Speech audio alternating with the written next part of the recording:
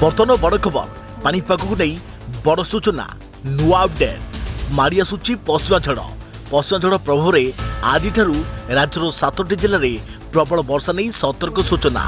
7, 8, 9 को सावधान घटघटी बिजुली सह प्रबल वर्षा पवन वेग 50 किलोमीटर वर्षा पर पुणी हेब निया वर्षा जानिबा केउ दिन केउ जिले में प्रबल वर्षा नहीं सतर्क सूचना। हेलो फ्रेंड्स मु शक्ति आपण देखुचंती नरसिम्हा क्रिएशंस वेदर तो ता पूर्व वीडियो को लाइक करंतु जदि परचंती आपनकर सांग साथी मानको वीडियोटी को शेयर करनियंतु जदि फ्रेंड्स आपण माने हमर ए चैनल ले नुआ वीडियो देखुचंती पूर्व केबे भी सब्सक्राइब करनाती तेबे निहाती चैनल को सब्सक्राइब कर सहित पाखरे आसुवा बेल आइकन को बजाय रखतांतु। तेबे एबे उत्पन्नतरु उपकूल पर्यंत पारद उपरमुआ होइछे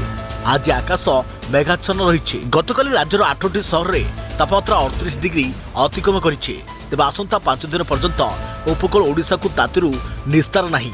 एथिसहित किछि जिल्ला रे प्रबल वर्षा हेबो एही दिनगुड़िकरे उपकूल रे स्वाभाविक तापमात्रा ठारू 3 ରୁ 4 डिग्री अधिक तापमात्रा रही बोली भुवनेश्वर आंचलिक पानीपाग विज्ञान केन्द्र पक्षरु सूचना मिली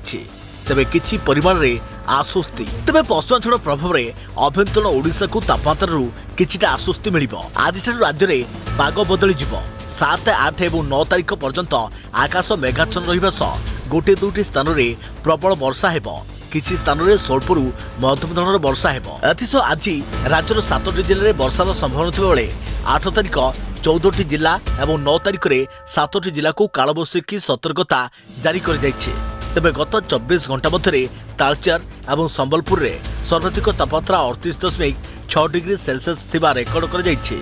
मार्च मासरे स्वाभाविक 4 ରୁ 6 डिग्री उपरे पारत रहिबो तेबे गतकाली भुवनेश्वर तापमात्रा 38 डिग्री छुईथिला बोली आंचलिक पानीपाग केन्द्र पक्षरु सूचना दिया जाइछे। उपकूल ओडिशा रे स्वल्परू मध्यम धरणर वर्षा हेबाकु थिबा बेले दक्षिण ओडिशा रे प्रबल वर्षा होई पारे सेपटे मयूरभंज बालेश्वर और केन्दुझर को सावधान अति भीषण वर्षा नहीं सतर्क सूचना वर्षा सह वज्रपातर विपद थिबारु घरू बाहरिबा मना वृद्ध शिशु सावधान एने सतर्क सूचना जारी कला पानीपाग विभाग।